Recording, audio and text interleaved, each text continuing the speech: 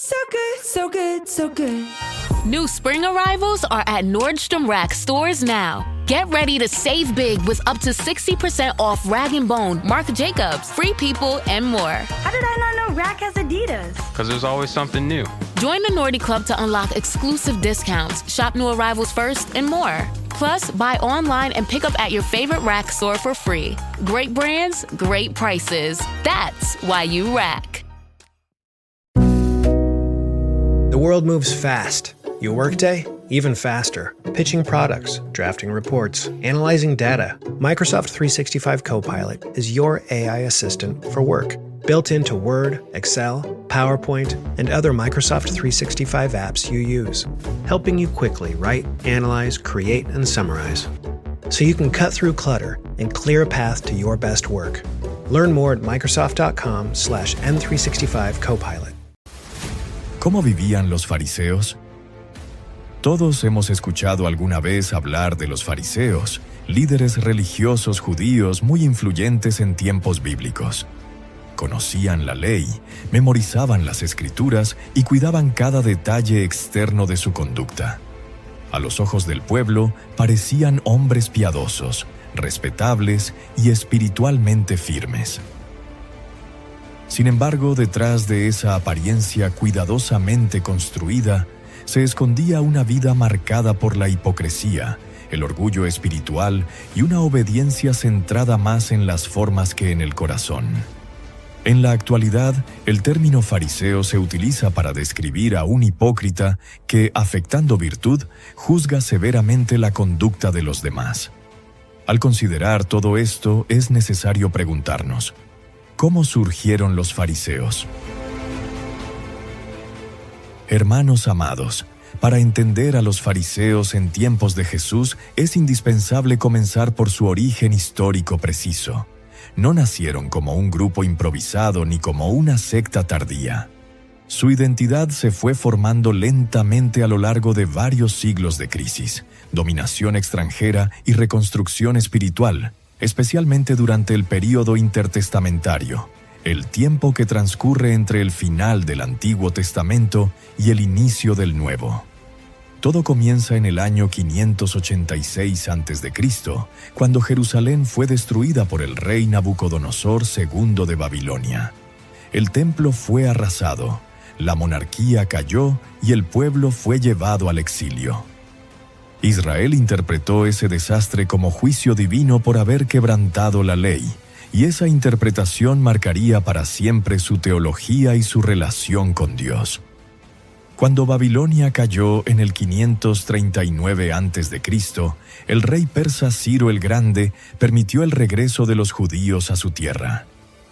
El templo fue reconstruido y dedicado en el 516 a.C., pero la mentalidad del pueblo había cambiado profundamente.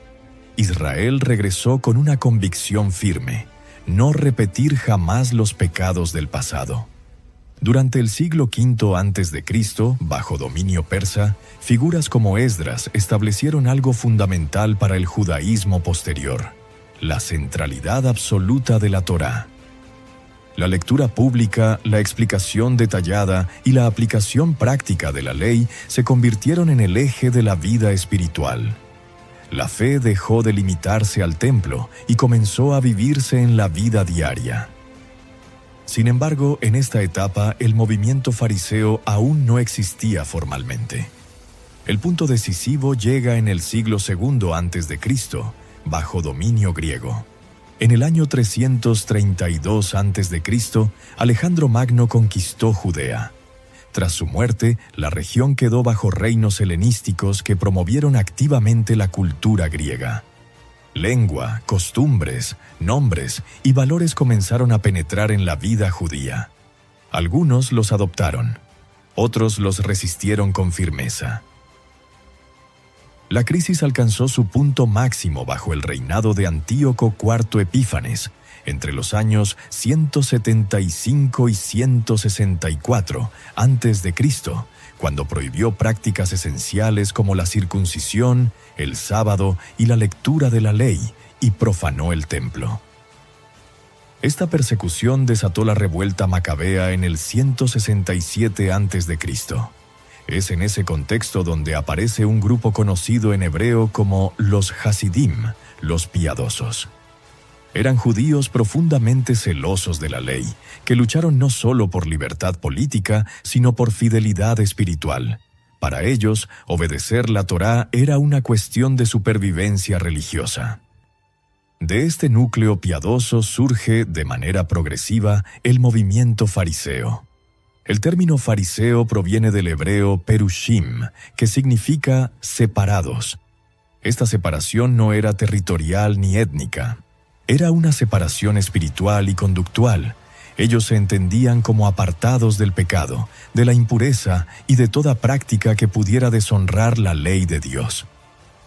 Históricamente, los fariseos se consolidaron como grupo organizado entre los años 150 y 130 a.C., durante el período asmoneo, cuando los descendientes de los macabeos gobernaban Judea. A partir de entonces comenzaron a ser reconocidos como intérpretes autorizados de la ley, con profunda influencia sobre la conciencia religiosa del pueblo. A diferencia de los sacerdotes del templo, los fariseos no basaban su autoridad en el linaje ni en el altar, sino en el conocimiento, la disciplina y la observancia estricta. Su poder no se ejercía desde los sacrificios, sino desde la enseñanza, especialmente en las sinagogas y en la vida cotidiana. Dentro del propio fariseísmo no existieron sectas separadas ni ramas institucionales enfrentadas entre sí. Sin embargo, sí surgieron escuelas de interpretación, corrientes internas que debatían cómo debía aplicarse la ley en la vida diaria. Las dos más influyentes, especialmente en los años cercanos al ministerio de Jesús, fueron la escuela de Hillel y la escuela de Shammai. La escuela de Hillel tendía a interpretaciones más flexibles y compasivas, buscando preservar el espíritu de la ley sin perder de vista la misericordia. La escuela de Shammai, en cambio, defendía una observancia mucho más estricta, con límites claros y pocas concesiones, enfatizando la separación y la pureza como señales visibles de fidelidad. Estas escuelas discutían entre sí, pero seguían formando parte del mismo movimiento fariseo. No representaban divisiones oficiales, sino debates internos sobre cómo vivir la obediencia. Con el paso del tiempo, los fariseos también afirmaron poseer una tradición interpretativa transmitida de generación en generación, destinada a explicar cómo aplicar cada mandamiento en la vida diaria. Esa tradición oral se volvió indispensable para ellos y gradualmente adquirió un peso casi equivalente al de la escritura misma. Cuando Roma conquistó Jerusalén en el 63 a.C. y más tarde estableció a Herodes el Grande como rey entre los años 37 y 4 a.C., los fariseos ya eran una fuerza espiritual plenamente consolidada. No gobernaban políticamente, pero gobernaban la conciencia religiosa del pueblo. Para cuando Jesús comenzó su ministerio, alrededor del año 27 después de Cristo, los fariseos no eran un movimiento nuevo. Eran una institución influyente, respetada y en muchos casos temida. Con este contexto histórico en mente, ahora entramos al detalle de la vida diaria de un fariseo en tiempos de Jesús, comenzando desde su formación más temprana y el proceso que lo llevaba, con los años, a convertirse en fariseo. Rain-X wipers are the #1 wiper blades in America. That means all kinds of drivers choose Rain-X.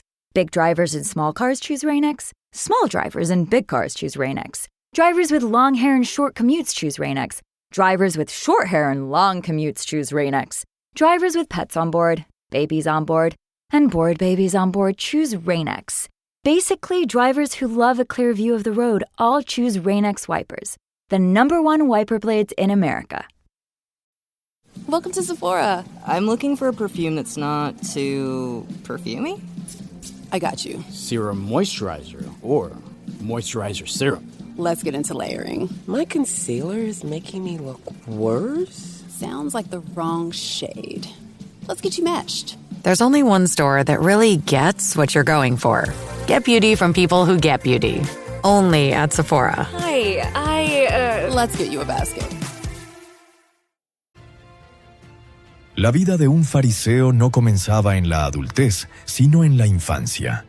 En el judaísmo del siglo I, la formación religiosa iniciaba alrededor de los 5 o 6 años y se extendía durante décadas. Desde los primeros años el niño era instruido en el hogar. El padre enseñaba la Torá mediante la memorización y la repetición. La fe se grababa primero en la memoria y luego en el entendimiento. Alrededor de los 12 o 13 años, el joven asumía responsabilidad personal delante de la ley. La obediencia dejaba de ser solo familiar y se convertía en deber consciente ante Dios. Durante la adolescencia, el estudio se intensificaba. Aprendía a interpretar la ley y a aplicarla a la vida diaria. Se le enseñaba que no bastaba con no pecar, sino que debía evitar incluso acercarse al pecado, construyendo cercos alrededor de la ley. El historiador del judaísmo Ed Parish Sanders explica que el fariseísmo no se limitaba a un sistema de creencias, sino que formaba personas desde la niñez para vivir la ley en cada aspecto de la vida cotidiana. La obediencia no era ocasional, sino estructural. Con el paso de los años, algunos eran reconocidos por su disciplina y constancia, no por edad, sino por una vida demostrada de obediencia. Tras más de 2 décadas de formación, el fariseo alcanzaba madurez espiritual. Con esta base, podemos entender ahora cómo transcurría un día normal en la vida de un fariseo en tiempos de Jesús. El día de un fariseo comenzaba con la oración. Antes del trabajo o de cualquier actividad cotidiana, lo primero era presentarse delante de Dios. Desde la infancia había aprendido que el orden espiritual del día determinaba todo lo demás. Al amanecer recitaba el Shema, la confesión central de la fe judía. No era una oración improvisada. Había sido memorizada y repetida desde la niñez. Decirla en el momento correcto formaba parte de la obediencia. El tiempo, no solo las palabras, era parte del mandamiento. La tradición establecía horarios definidos de oración a lo largo del día, y el fariseo organizaba toda su jornada en función de ellos. Si estaba en casa, oraba allí. Si estaba en el camino o en el mercado, se detenía en ese mismo lugar. La oración no se adaptaba a la conveniencia personal. Para el fariseo, la oración no era solo comunión con Dios, sino una señal visible de fidelidad. Por eso era común verlo orar en espacios públicos, tal como Jesús describe en las sinagogas y en las plazas. Para muchos, esta práctica era admirable. Para otros, inalcanzable. No todos podían detener su trabajo ni conocían las oraciones de memoria. Así, la oración comenzó a funcionar como un marcador espiritual. Quien cumplía era reconocido como justo. Quien no, quedaba implícitamente señalado. Con el tiempo, la oración pública dejó de ser solo devoción y empezó a definir estatus espiritual. Y es en este contexto donde Jesús introduce una forma de oración que no depende del lugar ni del horario, sino del corazón delante de Dios. Después de la oración, uno de los actos más vigilados en la vida diaria del fariseo era el lavado ritual de las manos, especialmente antes de comer. Este gesto, aparentemente simple, se había convertido en uno de los signos más visibles del fariseísmo en tiempos de Jesús. No se trataba de higiene, era un acto ritual. El fariseo se lavaba conforme a la tradición de los ancianos, una práctica transmitida por generaciones que no estaba escrita en la ley de Moisés, pero que regulaba cómo debía vivirse la pureza en la vida diaria. El procedimiento importaba. La cantidad de agua, el modo de verterla y el momento exacto eran esenciales. El énfasis no estaba en limpiar las manos, sino en preservar la pureza espiritual. Tal como se describe en el Evangelio según Marcos, capítulo 7, los fariseos no comían sin cumplir este rito, y extendían la misma lógica a utensilios, vasos y objetos domésticos. La pureza se había convertido en un sistema detallado que regulaba lo cotidiano. El conflicto surge cuando los fariseos observan que los discípulos de Jesús comen pan con manos comunes, es decir, sin el lavado ritual. Para ellos, esto no era una falta menor, era una ruptura del orden espiritual. La pregunta que dirigen a Jesús no es curiosa, sino acusatoria. ¿Por qué tus discípulos no andan conforme a la tradición de los ancianos? El problema no era el pan, no eran las manos, era el sistema. Para el fariseo, permitir comer sin el rito equivalía a normalizar la impureza. No cumplirlo no se veía como descuido, sino como irreverencia espiritual. El historiador judío Flavio Josefo explica que los fariseos ejercían gran influencia porque definían cómo debía vivirse la piedad en la vida diaria. Por eso, una acción tan visible como comer sin lavarse las manos tenía consecuencias inmediatas en la percepción pública. Con el tiempo, estas prácticas se convirtieron en marcadores de identidad. Quien las guardaba era considerado dentro. Quien no, quedaba fuera. Cuando Jesús responde, no discute el procedimiento. Va al corazón del problema. Señala que habían elevado la tradición al mismo nivel que el mandamiento de Dios. Para el fariseo, la pureza entraba por las manos. Para Jesús, la contaminación salía del corazón. Aquí se revela el conflicto central. Un sistema creado para proteger la santidad terminó midiendo la justicia por ritos visibles. Después del lavado ritual, el fariseo se sentaba a la mesa. Pero la comida no era un acto cotidiano ni neutral. La mesa era una extensión directa de su vida espiritual. El fariseo observaba estrictamente la dieta kosher, conforme a las leyes alimentarias de la Torá. Solo comía alimentos considerados puros, preparados de acuerdo con las normas establecidas. La comida no solo nutría el cuerpo, también expresaba obediencia a Dios. No solo importaba qué se comía, sino con quién. Compartir la mesa implicaba comunión espiritual. Por eso, el fariseo no comía con cualquiera. La mesa funcionaba como un filtro que marcaba quién era considerado puro y quién no. Comer con publicanos era visto como una falta grave. Eran considerados traidores y espiritualmente impuros por su relación con Roma. Comer con gentiles era aún más problemático, pues no guardaban la dieta kosher ni las normas de pureza. Sentarse a su mesa significaba exponerse a contaminación ritual. En este contexto se entiende el escándalo que provocó Jesús.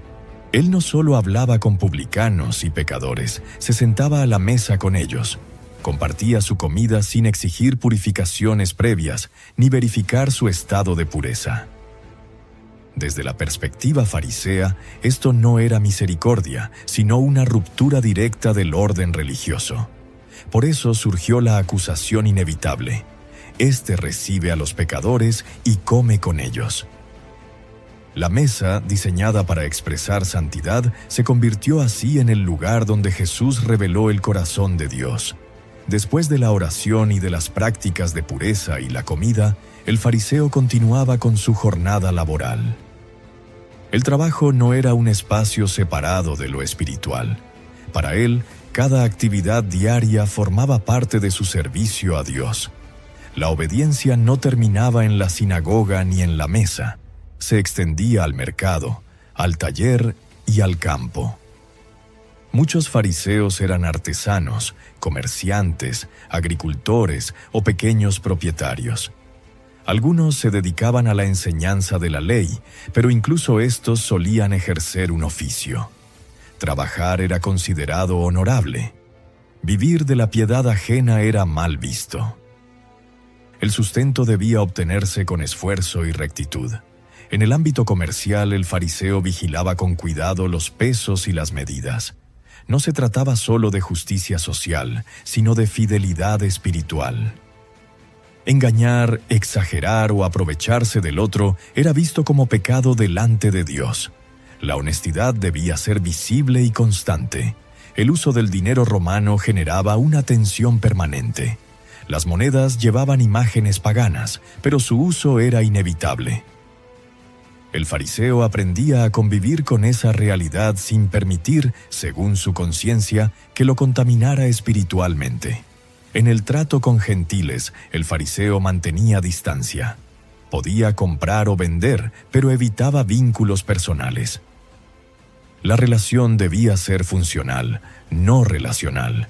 Compartir tiempo innecesario y mucho menos la mesa era impensable. Durante la jornada, el fariseo vigilaba su lenguaje y sus intenciones. Evitaba jurar a la ligera y cuidaba sus palabras. No bastaba con cumplir externamente. Había que examinar incluso los pensamientos que pudieran conducir a la transgresión. Cuando llegaba la hora establecida de oración, el trabajo se interrumpía. No importaba la actividad. With Venmo Stash, a toggle on one hand and ordering a ride in the other means you're stacking cash back. With Venmo Stash, get up to 5% cash back when you pick a bundle of your favorite brands. Earn more cash when you do more with Stash. Venmo Stash terms and exclusions apply. Max $100 cash back per month. See terms at venmo.me/stash terms. TaxAct knows filing taxes can be confusing, so we have live experts on hand who can help answer any questions you may have. Questions like, can I claim my SUV as my home office if I answer work emails in my car? If I adopted 12 dogs this year, can I list them as dependents?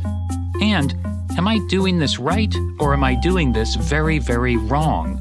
Our experts have the answers to those questions and many others.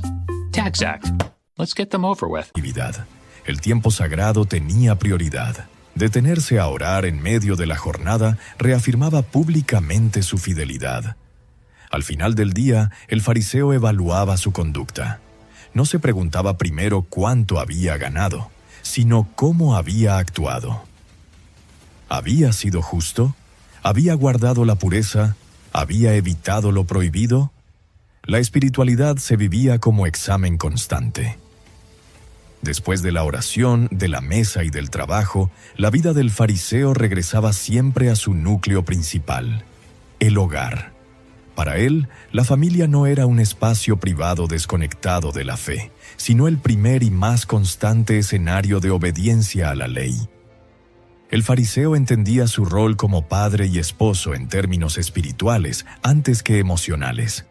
Su responsabilidad principal no era solo proveer, sino formar. Gobernar la casa conforme a la Torá era parte esencial de su identidad religiosa. Un hogar desordenado espiritualmente era visto como un fracaso delante de Dios, no solo como un problema familiar. En la vida diaria, el padre enseñaba a sus hijos de manera constante. No se trataba de lecciones formales ocasionales, sino de instrucción continua. Cada momento cotidiano se convertía en enseñanza. Al comer, al trabajar, al descansar, al hablar. La ley se transmitía por repetición, por ejemplo y por corrección. El niño aprendía observando cómo su padre oraba, cómo hablaba y cómo tomaba decisiones.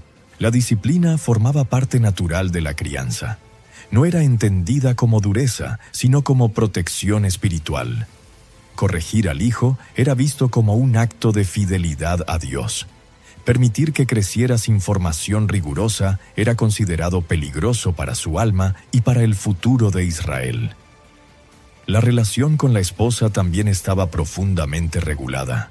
El matrimonio era honorable, pero no libre de normas. La vida conyugal estaba sujeta a leyes de pureza ritual que determinaban tiempos permitidos y tiempos de abstinencia. La intimidad sexual no se guiaba solo por el deseo, sino por la obediencia. El autocontrol era valorado como señal de madurez espiritual. La mujer participaba de esta vida ordenada, aunque desde una posición claramente delimitada por la cultura y la tradición. Su rol principal estaba ligado al hogar, la crianza y la observancia de las normas de pureza doméstica. La fidelidad del hogar dependía, en gran medida, de que ella mantuviera esas prácticas con rigor. El fariseo veía su casa como una extensión de la santidad del pueblo. La mesa debía ser pura. Los alimentos debían ser kosher. Los tiempos debían respetarse. Incluso la intimidad y el descanso estaban regulados. Nada quedaba fuera del marco religioso. Al final del día, cuando la familia se reunía nuevamente, el fariseo evaluaba no solo su conducta personal, sino la del hogar entero. ¿Se había guardado la pureza? ¿Se habían respetado las normas? ¿Los hijos habían aprendido correctamente? La espiritualidad no se vivía de forma individualista, sino colectiva. El hogar completo estaba bajo examen. Así, día tras día, el fariseo construía una vida familiar profundamente estructurada, convencido de que, al hacerlo, estaba asegurando el favor de Dios sobre su casa y sobre Israel. Cuando llegaba el séptimo día, la vida del fariseo cambiaba por completo. El sábado no se improvisaba, se preparaba con anticipación. Todo debía quedar resuelto antes de su inicio para evitar cualquier acción que pudiera interpretarse como trabajo. Para el fariseo, el sábado no era solo descanso, sino descanso correctamente definido. Con el paso del tiempo, la tradición había desarrollado un sistema detallado de normas que precisaban qué se consideraba trabajo y qué no. Estas interpretaciones regulaban incluso los actos más simples de la vida cotidiana. Se habían establecido límites claros: cuánta distancia podía caminar una persona, qué objetos podían cargarse y qué acciones solo se permitían en casos extremos. Entre esas acciones se incluía la sanidad. Sanar en sábado era considerado trabajo, salvo en situaciones de peligro inmediato para la vida. Curar enfermedades crónicas, aliviar dolores o ayudar a personas que no estaban en riesgo mortal era visto como una transgresión. El sábado reorganizaba la vida familiar. El hogar adquiría un tono más solemne. El lenguaje, el comportamiento y las actividades eran cuidadosamente controlados. No solo se descansaba conforme a la tradición. La asistencia a la sinagoga ocupaba un lugar central. Allí se leía la Torá, se explicaba y se debatía. El sábado no era pasivo, era intensamente religioso. La observancia del sábado funcionaba como un marcador visible de fidelidad. Quien lo guardaba conforme a las tradiciones era reconocido como justo. Quien fallaba, aún en detalles mínimos, quedaba señalado. Por eso, las acciones de Jesús en sábado provocaron reacciones tan intensas. No porque el sábado careciera de importancia, sino porque se había convertido en el principal termómetro de la espiritualidad. El sábado, dado como bendición, había terminado funcionando como tribunal. Dentro de la vida diaria del fariseo, el ayuno y el diezmo ocupaban un lugar central como expresiones visibles de fidelidad. No eran prácticas ocasionales ni reacciones emocionales. Formaban parte de un sistema espiritual aprendido, repetido y cuidadosamente observado. Muchos fariseos ayunaban 2 veces por semana, en días ya establecidos por la tradición. El ayuno no se entendía como un acto privado, sino como disciplina espiritual demostrable.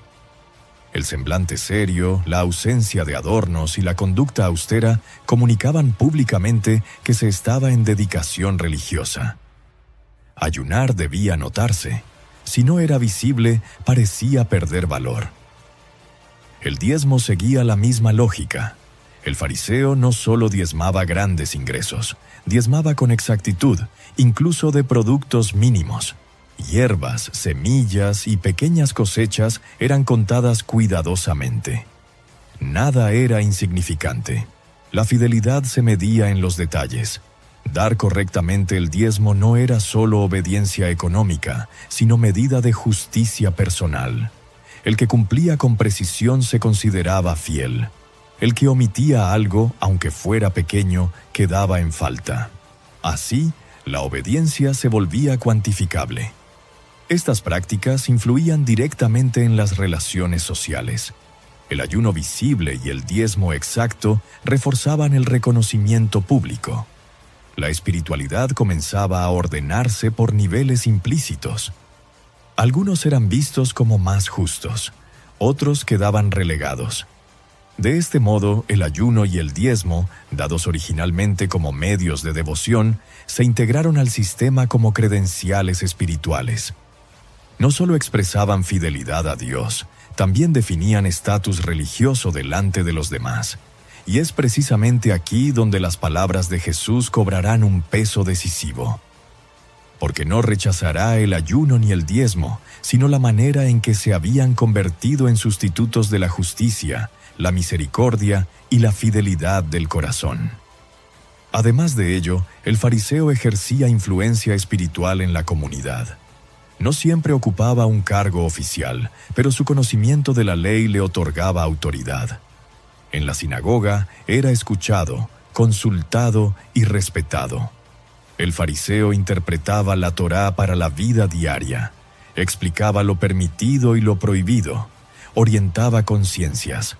Su palabra tenía peso porque estaba respaldada por una vida disciplinada y visible.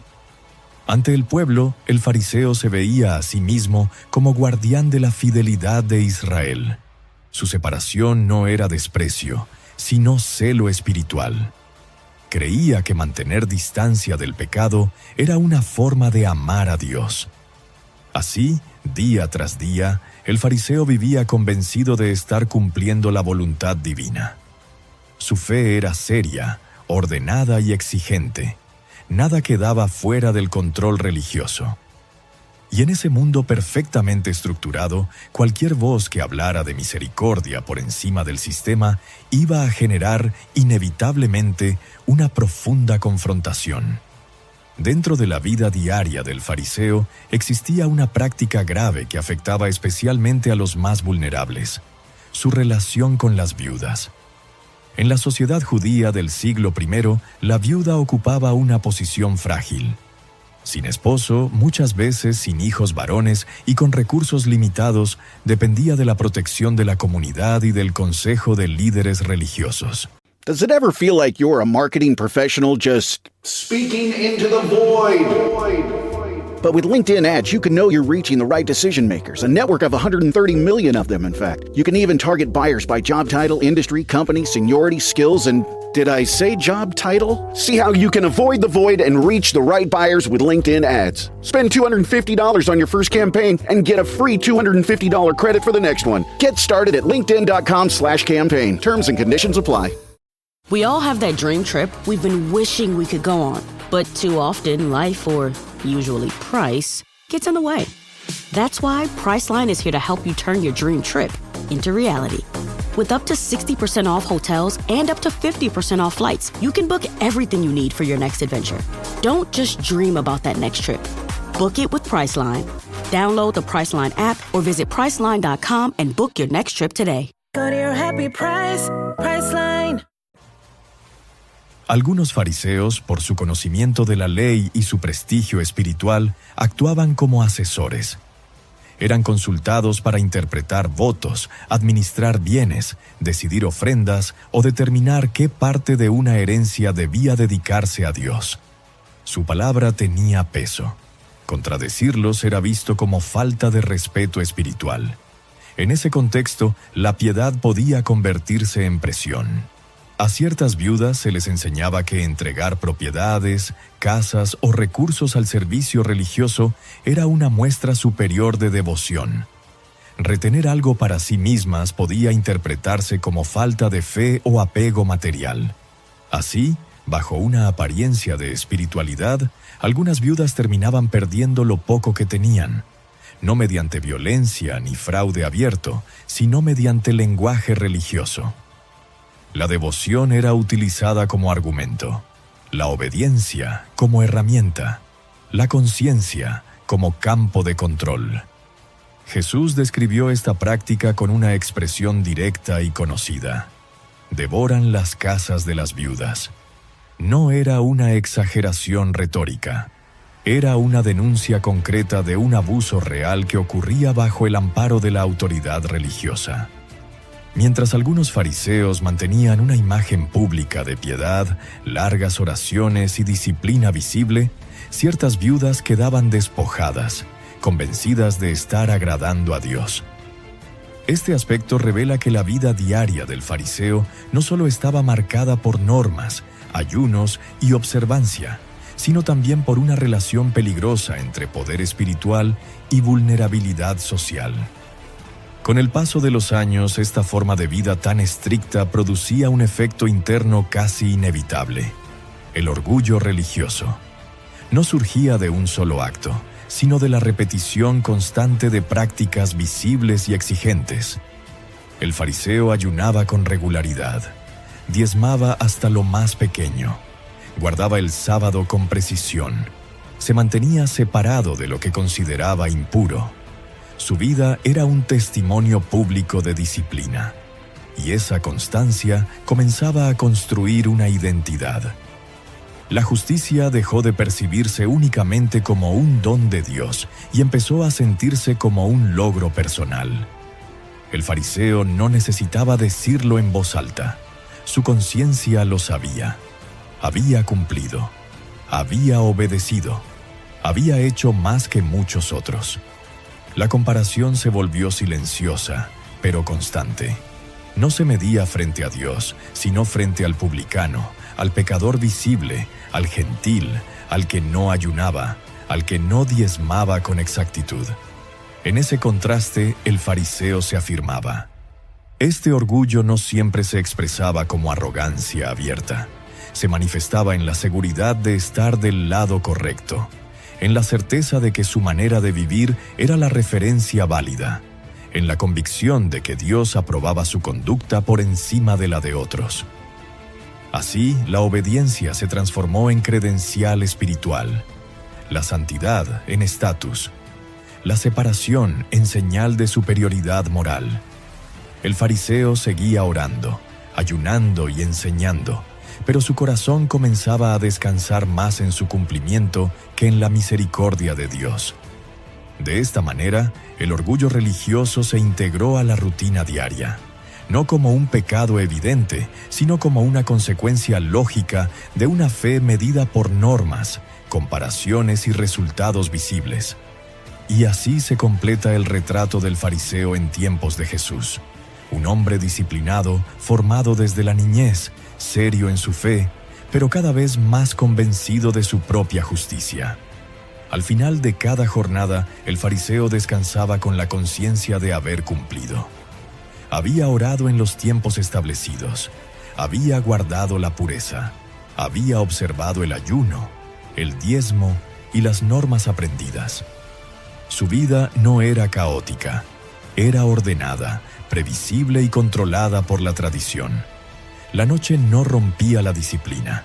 Antes de dormir, repasaba mentalmente sus actos, evaluaba si había fallado en algo. La espiritualidad se vivía como examen constante. Dormir en paz dependía de la percepción de haber obedecido correctamente. Así transcurrían sus días. No había improvisación, no había espontaneidad espiritual. Todo estaba regulado. La oración, la mesa, el trabajo, las relaciones, el descanso. La fe no se sentía, se administraba.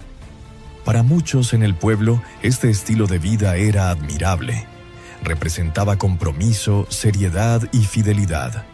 El fariseo era visto como ejemplo, como modelo, como referencia de lo que significaba servir a Dios correctamente. Pero esa misma estructura que producía orden también producía rigidez. La vida espiritual se volvió pesada para quienes no podían sostenerla. La justicia se volvió un estándar inalcanzable para la mayoría, y la misericordia quedó subordinada al sistema. Pese a toda su vida estricta, Jesús no los elogió. Los confrontó con una dureza que no usó con ningún otro grupo. No habló en privado. No lo hizo con insinuaciones. Los denunció públicamente, delante del pueblo, porque el daño era público. Jesús los llamó guías ciegos. Dijo que pretendían conducir al pueblo, pero ellos mismos no veían. Conocían la letra, pero habían perdido la dirección. Guiaban a otros hacia un sistema, no hacia Dios. Los llamó hipócritas, no porque no obedecieran, sino porque vivían una fe dividida. Por fuera mostraban disciplina, pero por dentro había dureza, orgullo y falta de misericordia. Jesús dijo que limpiaban lo de afuera del vaso, pero por dentro estaban llenos de robo y de injusticia.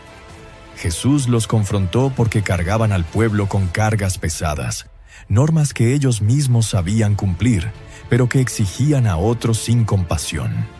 Ataban fardos religiosos imposibles y no movían ni un dedo para ayudar. La religión se había vuelto opresiva. Los llamó sepulcros blanqueados, hermosos por fuera, limpios a la vista, pero llenos de muerte por dentro, apariencia sin vida, santidad estética pero sin transformación real. Jesús denunció que devoraban las casas de las viudas y para cubrirlo hacían largas oraciones. La piedad se había convertido en disfraz, la oración en escudo, el abuso en práctica tolerada. Los acusó de diezmar hasta lo más pequeño, pero descuidar lo más importante de la ley, la justicia, la misericordia y la fidelidad. No dijo que el diezmo fuera malo. Dijo que habían invertido las prioridades, habían perfeccionado lo menor y abandonado lo esencial. Jesús fue aún más lejos. Dijo que recorrían tierra y mar para hacer un prosélito, y cuando lo lograban, lo hacían 2 veces más hijo del infierno que ellos mismos. No estaban formando personas para Dios, estaban reproduciendo un sistema enfermo. Los llamó generación de víboras, no como insulto vulgar, sino como diagnóstico espiritual. Serpientes religiosas, peligrosas, porque su veneno no era evidente. No atacaban con violencia, sino con doctrina torcida y falsa seguridad espiritual. Jesús dijo que eran responsables de la sangre de los justos, no porque empuñaran armas, sino porque su sistema religioso había resistido, perseguido y eliminado a todo el que venía de parte de Dios. Y finalmente, Jesús lloró por Jerusalén. No celebró su denuncia, lamentó lo que veía, porque no eran ignorantes, eran expertos, y aún así se resistieron. Aquí está la clave de todo.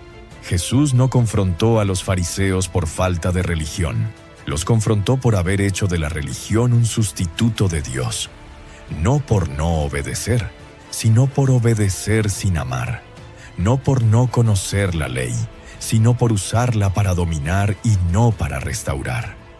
Así terminó el encuentro entre Jesús y los fariseos, no como un debate académico, sino como un juicio espiritual, y esta confrontación no quedó en el pasado, porque cada vez que la fe se convierte en sistema y la obediencia reemplaza al corazón, la voz de Jesús vuelve a decir lo mismo. Y así, hermanos amados, estamos concluyendo este video. Gracias por habernos acompañado hasta el final. Deseo de corazón que haya sido de mucha bendición. Mi anhelo es que, por medio de estos estudios bíblicos, cada día crezcamos juntos en el conocimiento de la palabra de Dios. También me gustaría comentarles que, si desean apoyar este ministerio, la mejor manera de hacerlo es dándole me gusta a este video y suscribiéndose al canal. Es totalmente gratis. Dios les bendiga.